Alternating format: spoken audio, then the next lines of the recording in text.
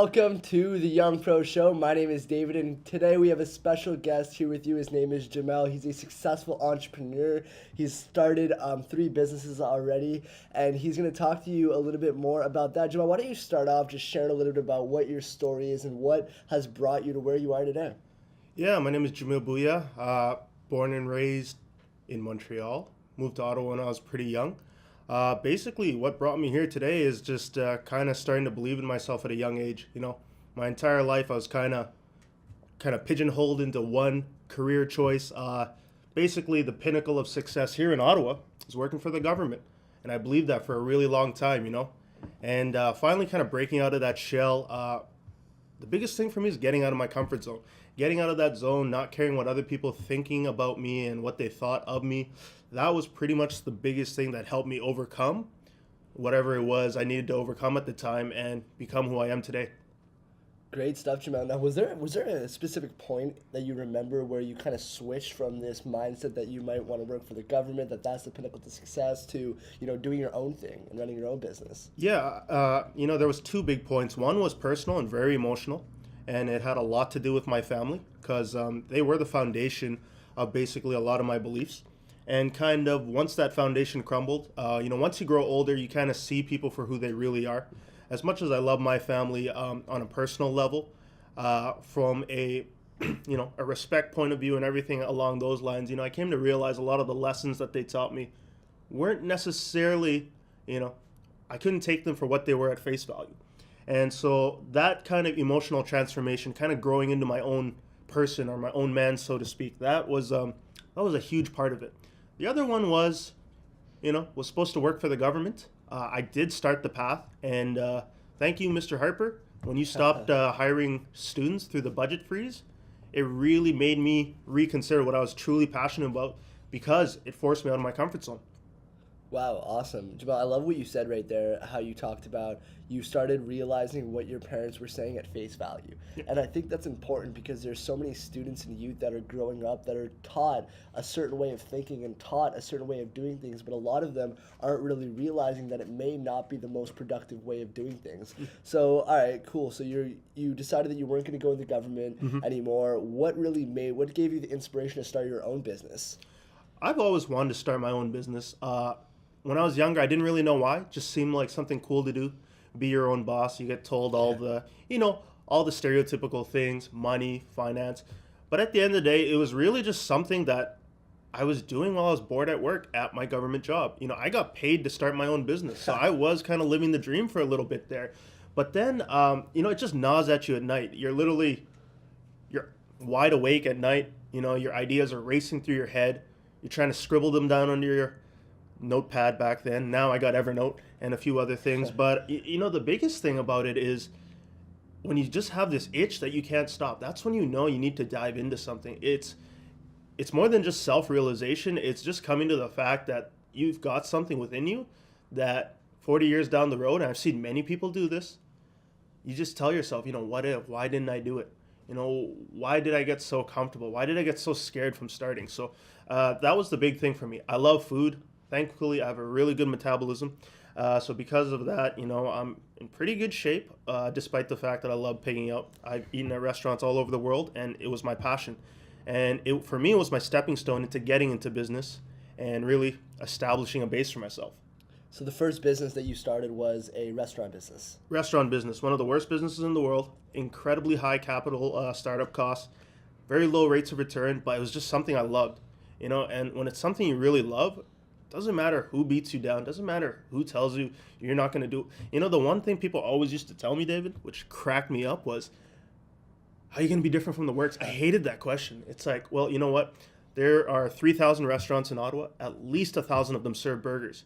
What's going to make me different than all of them, And it's so hard in the beginning to put your vision into words and really convince somebody else that has no idea, no background, when you've been sleeping and sweating and dreaming this idea for months, maybe even years. And it's so hard to really convince somebody.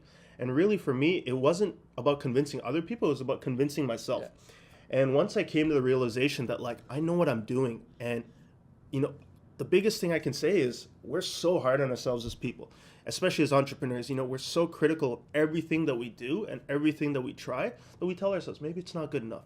Maybe it's not the next $1 million idea, whatever. It doesn't have to be $1 million idea. It has to be good enough for you to actually want to succeed at it.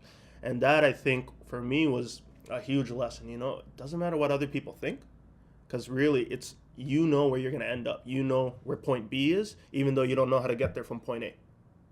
So we have to have the belief in ourselves before before anyone else is going to have the belief in us. Oh, for sure. If you don't believe in yourselves, you're just kind of, you're walking in a bit of a circular loop. Everyone's going to be critical of you. My own parents are still critical of me. My dad grew up working in the restaurant business. He just recently got laid off of his job in the restaurant business. It's such a volatile business. And, I get told every day, it's such a crappy business. Why are you in this? It doesn't really matter, as long as you're going to succeed. There's always room for growth. There's always room for improvement. I mean, I'm one of hundreds of thousands of burger joints out there.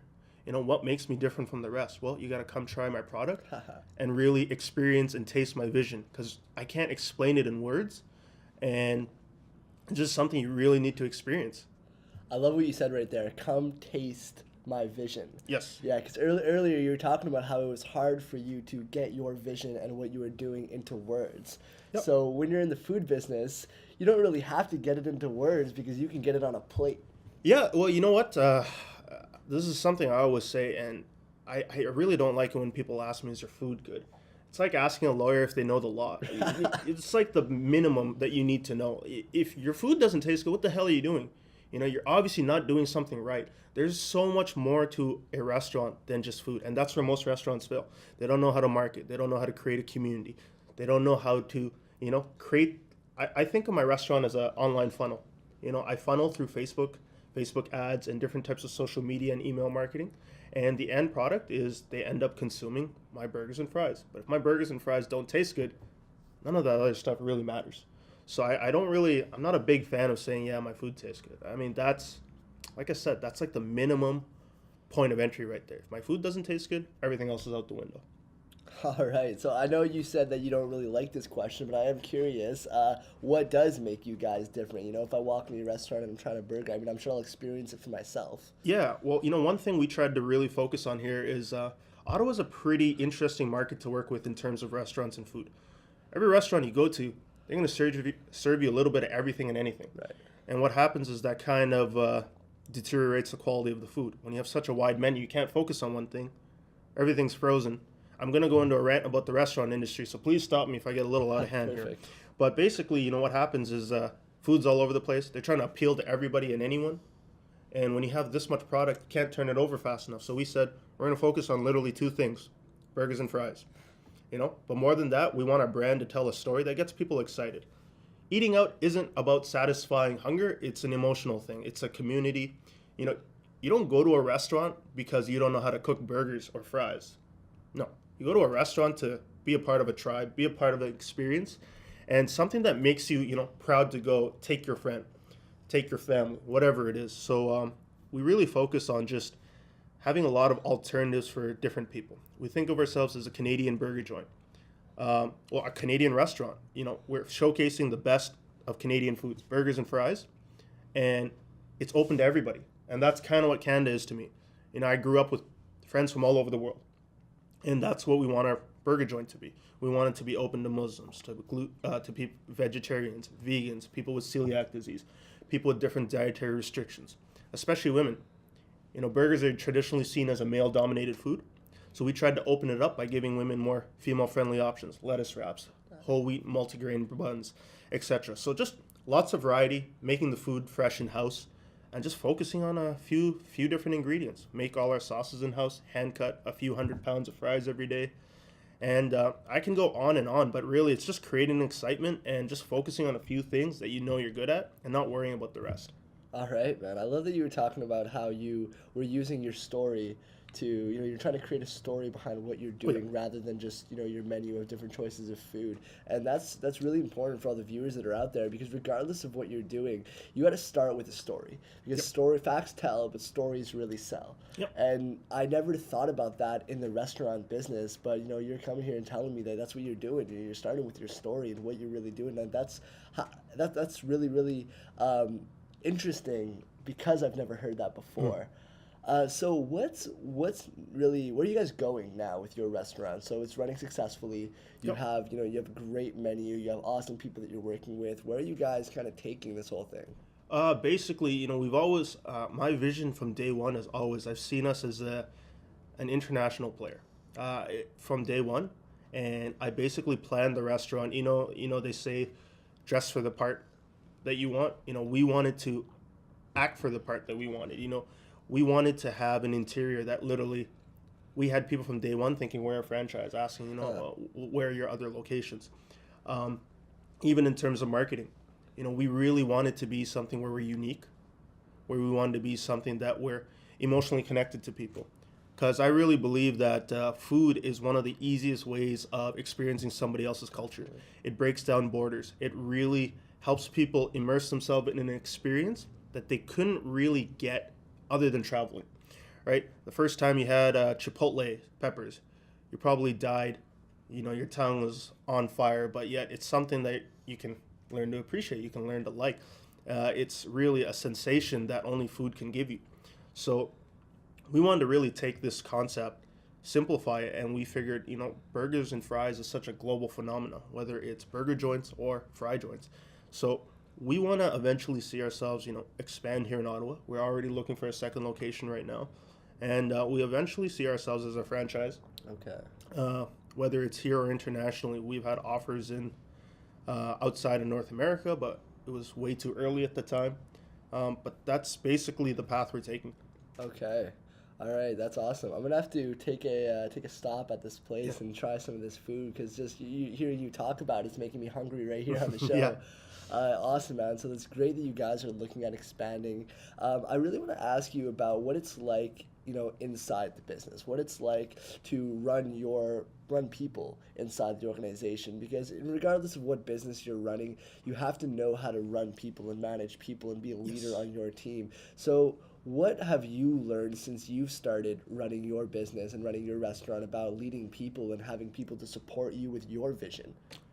For me, it's super easy. It's basically focusing on what you're really good at and surrounding yourself with people that are better than you at the things that you suck at. Because I suck at a lot of things. All right, I suck at accounting. I suck at numbers. I suck even at managing people. But I went out and I basically, augmented my suckiness with someone else's awesomeness and listened to them, gave them the respect, sold them the vision. I have one of the best restaurant managers in the industry. And, I was able to get him from Pizza Hut and, just basically on selling him my vision. He didn't want to be part of a dying company. Sorry, Pizza Hut, but you guys are, that $8 buffet ain't selling that well. And, basically he wanted to be a part of something. So I sold him the vision. I gave him control and I trusted him. And more than that, I learned from him. So I learned more from him than he probably learns from me, which is awesome because it's my vision. I got to sell that vision to many other people, especially my staff. Of course. There's people that run your business. And, it's the same principle and philosophy that I applied to my new online venture, Yellow Scrub. At the moment, it's pretty small, and I'm taking care of most of the things myself, the things I suck at, accounting. So I'm pretty scared of tax season coming up. But, I'm still focusing on the things I'm good at. Marketing, content, creating an online funnel, reaching out to media. We've already been featured in Allure magazine. We're going to be on Brit & Co soon, and we're 3 months into our business. So for us, it's super exciting and really turbocharges the motivation, getting those small little wins. So you don't have to be the face of everything. No. You can just do your thing and focus on what you're good at and find other people to, do that thing. Because I think a lot of people kind of struggle with that. They want to be everywhere because it's your vision, it's your dream. So we kind of want to have this control and be everywhere with everything, but that's not really the case, is it?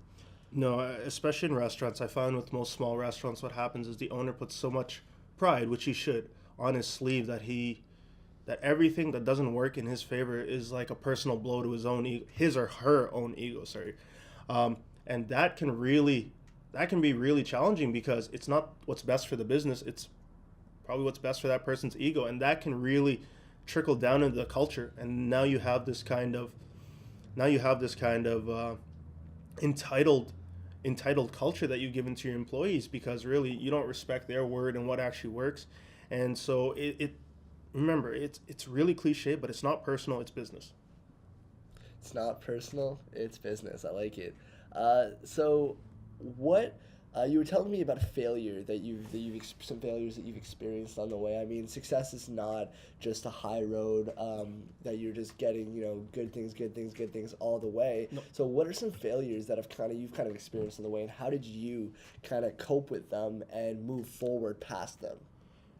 I think I started the segment saying you really got to get out of your comfort zone. Yes. And I really mean that. You're going to fail every day. I failed on the weekend. We had our biggest sales week in history. We're going to do our biggest numbers this month, and we screwed up quite a bit. We weren't expecting the demand. We were just on the Food Network recently.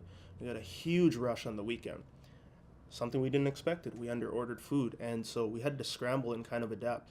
The biggest thing is as long as you know you're going to fail, as long as you know you're going to fail constantly, just learn from it, Right. Don't make that same mistake twice. If you're going to make the same mistake 2-3 times over, well, you might be a bit of a dummy. But other than that, you're going to make mistakes. That's the thing about business. Everything that you learn doesn't necessarily apply to you in the same way. I've been told many lessons. I didn't listen. Once I made the mistake, that was it. I'm never going to make it again. So we don't have to be afraid of failure, like kind of school teaches us, how we have to. If we fail an exam, it's the worst thing in the world, but we don't have to be afraid, do we? It's part of the curriculum. You have to fail. Have to fail if you want to succeed. Yeah. Okay. Yeah. So what tips would you really give the viewers that are watching right now who kind of want to take their dreams to the next level and who might be a little bit afraid right now but are seeing you as an inspiration to what they can do? What tips would you leave to them? Just honestly get started. Validate your idea. Don't get into the whole... I do this all the time, and I see so many people do this. There's so much information on the internet that you overload yourself with information. Definitely. And then you literally scare the crap out of yourself to the point where you won't start anymore. You realize, oh man, I don't know this, I don't know that, I don't know how to do my books, I don't know how to do this, I don't know if people are going to like my product.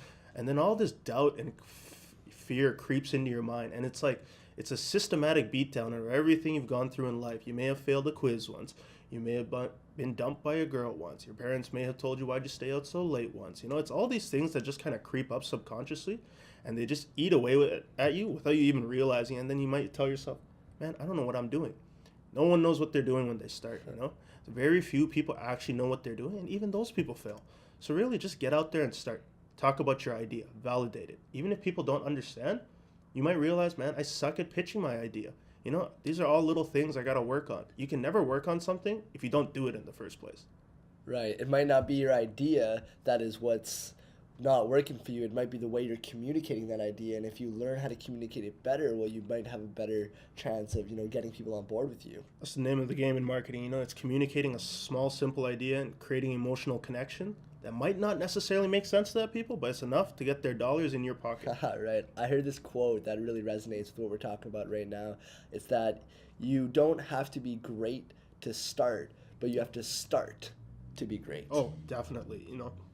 I'm a prime example of it. My first online business, Spice Stocks, failed brutally. Took all the lessons, and now within 3 months, I've 10 times my initial investment of $400. Wow. And if I can start a business with $400 and make over 5-6K in revenue already so far, anyone can do it. Everyone's got a few $100. Wow. Well, Jamil, my last question for you is who is one person that you would recommend to the Young Pro Show and why?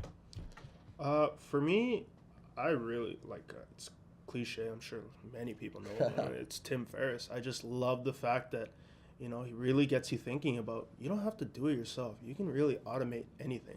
And even though I'm not necessarily in a digital online business, my restaurant is technically automated. I put it in the hands of people who knew what they're doing. I gave them the reins. I sold them the vision. I still check up on it. But in reality, those people can run my business better than I can. And that's a big part of it, trusting and automating and giving the reins to people who know what they're doing. And that's a huge part. Okay, well, let's get Tim Ferriss on the show then. Well, Jamil, thank you so much for coming on to the show today. Cool. There's no doubt that the viewers got amazing value. Guys, remember to subscribe to us on YouTube, like us on Facebook, follow us on Instagram,